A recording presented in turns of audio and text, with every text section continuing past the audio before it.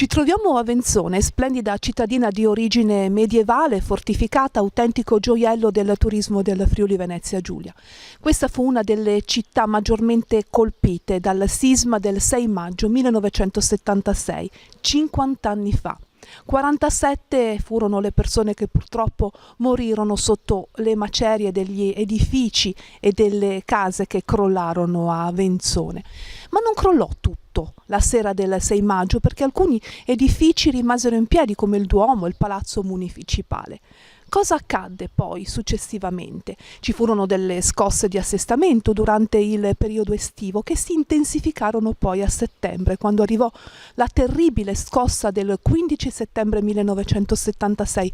Furono due, alle 5:20 e alle 11:15 del mattino, 6,1 gradi della scala Richter, e quindi anche gli edifici che erano riusciti a salvarsi dal crollo il 6 maggio del 1976 purtroppo finirono a terra e Venzone si trasformò in un vero e proprio cumulo di macerie. Cosa accadde dopo? La ricostruzione. Una ricostruzione che non fu facile, ma che fu assolutamente ben riuscita, tale che oggi Venzone è davvero un autentico gioiello del turismo della nostra regione che possiamo ammirare.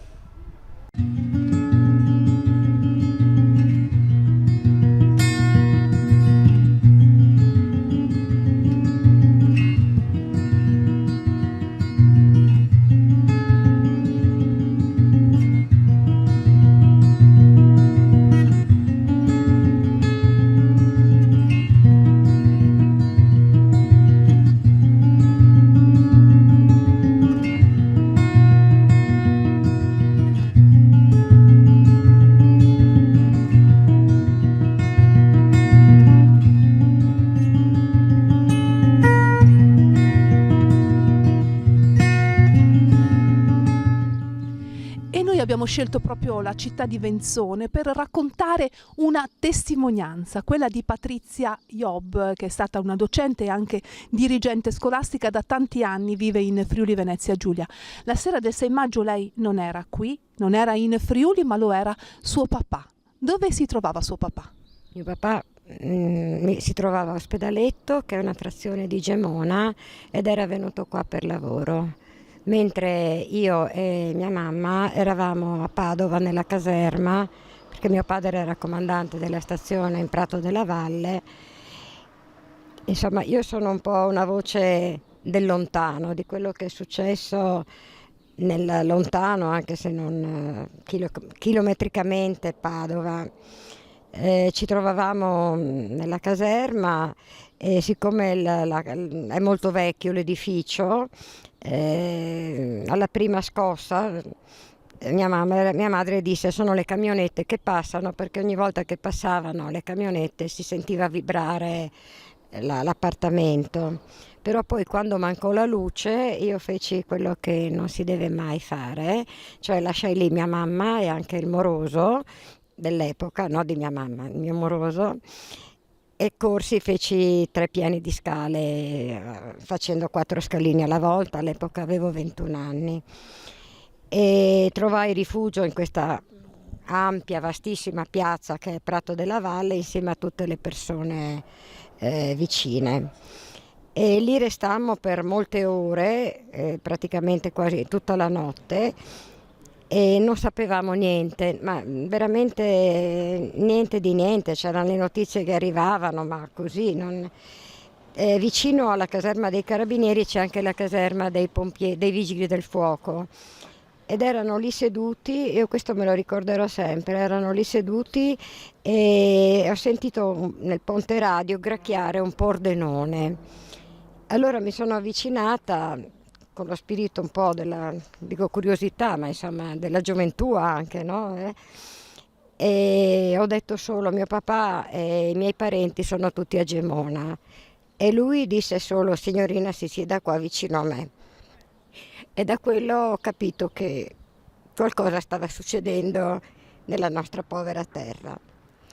Mio papà era appunto a Ospedaletto, e nella piazzetta di Ospedaletto, quando arrivò la scossa, E niente, vide venire giù camini, coppi, tegole, vecchie case, eccetera. E poco dopo trovò anche gli unici due morti proprio della frazione, una mamma con il suo ragazzo. Vide proprio spuntare una ciocca di capelli dai ruderi, dai calcinacci. Tornando a Padova verso le 4-5 del mattino, eravamo tornati in caserma, ricevetti una telefonata da un militare e mi disse solo: sono un militare, sto scappando, sto andando a chiedere soccorsi, volevo solo dirle che suo padre è vivo. Al che io cominciai a piangere, a dire: ma non è vero, ma non è vero. E lui mi diceva: ma se mi ha dato il numero di telefono vuol dire che qualcuno me l'ha dato. E così, e c'era questa fame di notizie, di sapere qualcosa di più. Però all'epoca avevo 21 anni, ero una supplente e la normativa non prevedeva l'abbandono della supplenza appena lo scorrimento in fondo alla graduatoria, per cui dovetti aspettare fino a sabato per poter venire su a Gemona. E trovai tramite il giornale locale una volontaria che stava portando del plasma dall'ospedale di Padova a quello di Udine, e le chiesi un passaggio, diciamo, con mia madre fino a Gemona. E quindi lei arrivò nella città di Gemona solo pochi giorni dopo il Sabato. terribile sisma che fu di giovedì. Lei arrivò il sabato. E quale immagine le è rimasta nella memoria? Allora, l'immagine era di un silenzio, per usare una parola spettrale, veramente. E trovai mio padre insieme agli altri parenti in una casupola in campagna dove avevano trovato rifugio. Alcuni dormivano in macchina, altri dentro queste casupole. E le persone, mio padre stesso, perché era piovuto la sera successiva, mio padre stesso con addosso una coperta.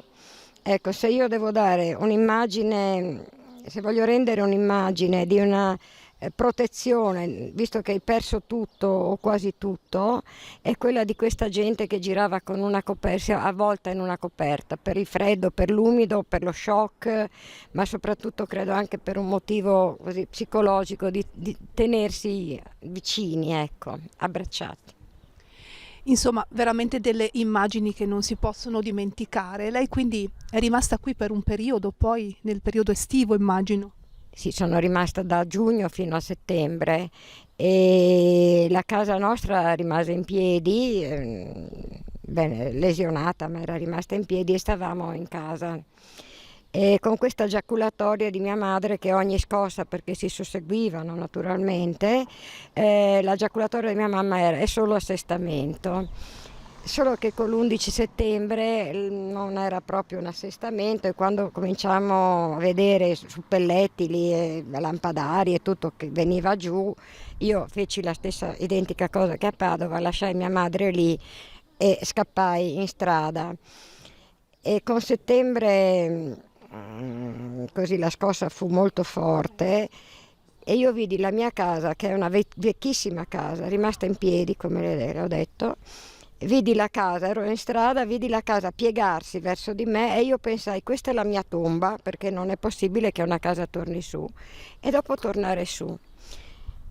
Dopodiché naturalmente tornai a casa a prendere mia madre, tranquillizzai gli amici e tutto quanto. Settembre fu una scossa non solo dal punto di vista così della terra che trema, ma soprattutto una scossa dal punto di vista psicologico, perché da maggio a settembre, grazie ai tantissimi aiuti che abbiamo ricevuto da tutto il mondo, ma veramente da tutto il mondo, basta pensare anche al nome delle baracche stesse, le canadesi, perché erano state regalate dal Canada, le Krivaja, le casette Krivaja erano state montate dagli operai della ex Jugoslavia, tanto per dirne due. Ma i paesi stessi, Ospedaletto ha intitolato delle vie a paesi tipo l'Akir, l'Arkirchen, che è stato un paese che ha aiutato. Le scuole di Buia, di Osoppo sono state donate dagli americani, l'asilo di Coia dagli svizzeri, per cui ci fu veramente, ma questo successivamente, diciamo. Beh, diciamo, mi permetto di interrompere per dire appunto che fu un periodo molto importante. Cominciamo subito a pensare alla ricostruzione, questo è un po' anche un vanto dei friulani, e questa scossa di settembre fu una batosta davvero, perché nel momento in cui si pensava di ricominciare poi è tornata un'altra scossa forte che ha portato altra morte, altra distruzione. Sì, infatti volevo proprio dire questo, che fu talmente devastante dal punto di vista così del morale, no? Delle persone, perché che quasi tutti andarono a Lignano oppure da parenti oppure anche ospiti di amici. Io mi ricordo un'immagine di una signora che salita sull'autobus che portava a Lignano, che erano trasporti gratuiti, insomma, in quel periodo, e aprì le gabbie dei conigli lasciandoli così dicendo: io non, no, scappiamo, qui viene giù tutto, qui non possiamo più stare, qui è una maledizione e così. Patrizia, lei ha vissuto gli anni della ricostruzione, la ricostruzione del Friuli che davvero si è rialzato sin da subito e sin da subito ha pensato a ricostruire con forza, con coraggio, e dopo non tantissimi anni si è rivisto un Friuli più moderno, più forte di prima. Che differenze possiamo riscontrare tra il Friuli prima del terremoto e quello poi rinato? Allora, un merito veramente particolare va dato a quel grand'uomo che fu Zamberletti. E la nascita della protezione civile fu uno dei capisaldi, insomma, anche per la sicurezza di ogni popolazione che può andare incontro a queste devastazioni. Il Friuli di prima era un Friuli agricolo, contadino, ma che già si stava affacciando al mondo delle fabbriche, al mondo così. Tant'è che, insomma, vabbè. C'è stata una spinta quasi forse alla modernizzazione con il post terremoto, si è velocizzato quello che era un momento che già era cominciato prima ovviamente del terremoto, ma poi si è velocizzato ed è diventato ancora più importante con la voglia di rialzarsi e di rifare il Friuli. Ma sicuramente è un processo quello della ricostruzione che ha accelerato dei tempi di modernità che stavano emergendo. La gente, le persone hanno reagito veramente tirando su subito la testa e le maniche soprattutto, dalle macerie fino alla nuova ricostruzione. Qui siamo a Venzone, la popolazione qui per il Duomo ha numerato tutte le pietre una per ricostruirlo secondo un processo che si chiama di anastilosi, è una specie di puzzle per cui viene ricostruito per ricostruire. A Venzone abbiamo anche il museo del terremoto, documenti importanti, soprattutto per chi c'è stato, ma per chi viene dopo di noi, perché deve essere sempre viva in noi un senso di gratitudine e di riconoscenza. Ma vorrei anche dire questo, prima di tutto, almeno io la penso così, bisogna pensare a quasi 1000 persone che non ci sono più, e grazie anche al loro tributo, insomma, così che non tanto il tributo, ma tanto il pensiero di queste persone, di bambini, di mamme, di anziani che sono rimasti veramente sotto, e per questo io chiederei un momento di silenzio.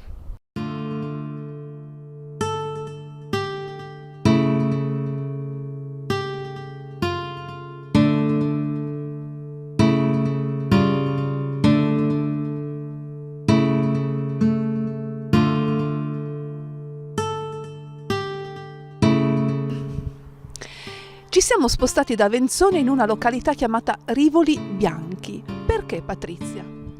Perché qui c'è la vecchia Gemona, quella che non c'è più. Questi sono sassi, toc di chiase, forse no, sono solo sassi dei detriti. Però da maggio fino a settembre, ottobre, io che abito a Ospedaletto qua vicino, vedevo i camion pieni delle macerie e venivano a depositare Gemona qui.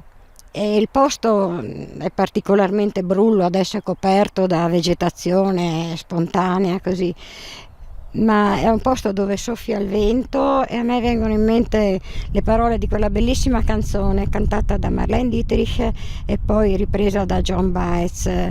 Dimmi dove sono i ragazzi, dimmi dove sono le ragazze, sulle tombe soffia il vento, dimmi che cosa è successo, non possiamo capirlo.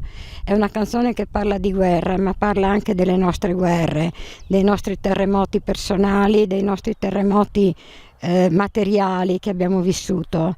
E mi immagino veramente che sotto queste macerie e sopra questi detriti, questi sassi, soffi sempre un vento di speranza e un vento di costruzione. Quei momenti della ricostruzione dopo il terremoto ci hanno insegnato molto, qualcosa che forse dovremmo portare anche ai giorni nostri. Sì, dobbiamo testimoniare quello che eravamo, quello che siamo e quello che saremo, dobbiamo insegnarlo ai giovani, dobbiamo insegnargli il sacrificio di una costruzione, di una ricostruzione e dobbiamo anche ricordare che in quei momenti il primo istinto è quello di salvare se stessi. Poi è quello di pensare ai propri affetti, alle famiglie, agli amici e poi allargarsi alla comunità in un percorso così circolare, diciamo. Adesso dovremmo ripartire dalla comunità per pensare alle nostre famiglie, ai nostri affetti e poi a noi stessi. Mi sembra invece, posso dirlo dai miei 71 anni, che siamo sempre fermi nel mondo di noi stessi, nel solipsismo, nell'egocentrismo. E vorrei concludere non per rubare così spazio ai parroci che c'è un salmo che dice: se il Signore non costruisce la città, invano noi metteremo pietra su pietra. E io ringrazio Patrizia Job per questa bellissima testimonianza sul terremoto del 6 maggio 1976 e sugli anni della ricostruzione. Grazie Patrizia. Io ringrazio Mayra perché in questi momenti si smuove veramente qualcosa dentro, un piccolo terremoto nella memoria, nei ricordi delle persone, di quelli che non ci sono e un omaggio per quelli che ci sono ancora, per i bambini che devono capire quanto gli è stato dato, quanto gli è stato regalato e quanta vita c'è ancora dentro questi bambini.